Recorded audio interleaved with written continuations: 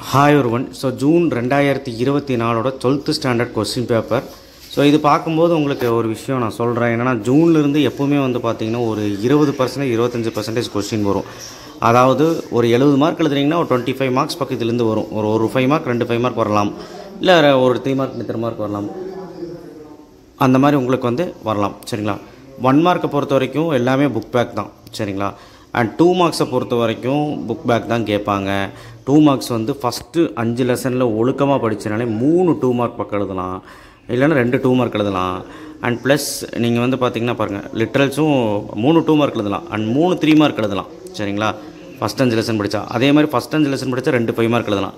இப்போ 2 மார்க்ஸ் பார்த்திங்கன்னா 2 mark 3 mark ஒரு வழி சொல்கிறேன். ஃபஸ்ட் 5 லெசன், அதுக்கப்புறம் வந்து பார்த்திங்கன்னா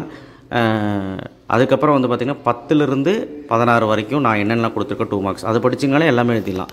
ஆனால் நீங்கள் எல்லா லெசனோட புக் பேக்கும் படிச்சிங்கன்னா தான் கம்பல்சரி எழுத முடியும். கம்பல்சரி எப்படி வேணாலும் கேட்பாங்க. 2 மார்க்ஸ் புக் பேக் கேட்கலாம் அண்ட் ப்ரோக்ராம் கேட்கலாம். புக் பேக் அதிகமாக கேட்குறாங்க, புக்கின் ரேராக தான் கேட்குறாங்க. ஸோ அதனால் நீங்கள் அவுட்புட்டு ப்ரோக்ராமு எல்லாமே வந்து பார்த்திங்கன்னா புக் பேக் கொடுத்து படித்து வச்சுக்கோங்க அட்லீஸ்ட்டு.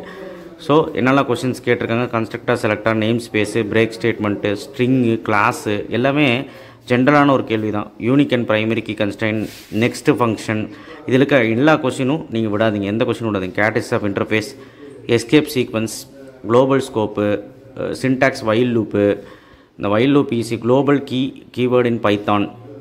ஸோ டிபிஎம்எஸ் யூசஸ் எல்லாமே வந்து பார்த்திங்கன்னா ஈஸியாக இருக்குது. ரைட் ஷார்ட் நான் ஷார்ட்டு, மின்ஜிவ், ஃபெச் ஒன் ஃபெச் மினி அதெல்லாம் அடிக்கடி கேட்குறது. 5 மார்க்ஸ் பாருங்கள்.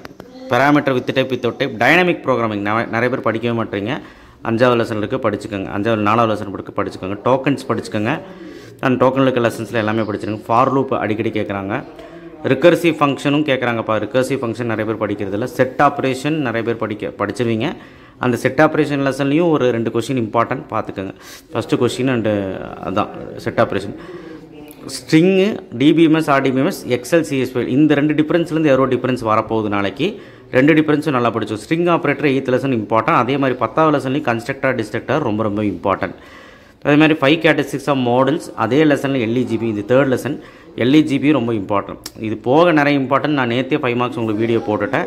2 மார்க் 3 மார்க்ஸ் தனியாக இப்போ கொஞ்சம் நேரத்தில் போட்டுறேன். இருந்தாலும் பழைய வீடியோ பார்த்து நீங்கள் படிக்கலாம், முந்தா நேற்று போட்டது பார்த்து. ஸோ இந்த கொஸ்டின் பேப்பர் பற்றி நீங்கள் நினைக்கிறீங்க கமெண்ட் பாக்ஸில் கமெண்ட் பண்ணுங்கள். நீங்கள் அதான் சொல்கிறேன்ல, கம்பல்சரி பொறுத்த வரைக்கும் நீங்கள் புக் பேக் ஒழுக்கமாக எல்லா கொஸ்டின்ஸ் படிச்சிங்கனாலே போதும். அவுட்புட்டுக்கு மட்டும் வேணால் தனியாக வீடியோ போடுறேன். பட் ஆனால் வந்து எல்லா புக் பேக் கொஸ்டின்ஸஸும் நீங்கள் வந்து சும்மா பார்த்துட்டாவது போனீங்கன்னா இந்த கம்பல்சரி அட்டன் பண்ணிடலாம். அப்படி தான் கேட்க போகிறாங்க. So thank you.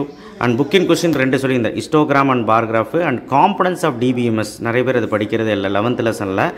And 15th 16th லெசனில் ஹிஸ்டோகிராம் அண்ட் பார்கிராஃபும் படிக்கிறது இல்லை, அது படிச்சுக்கோங்க. தேங்க்யூ.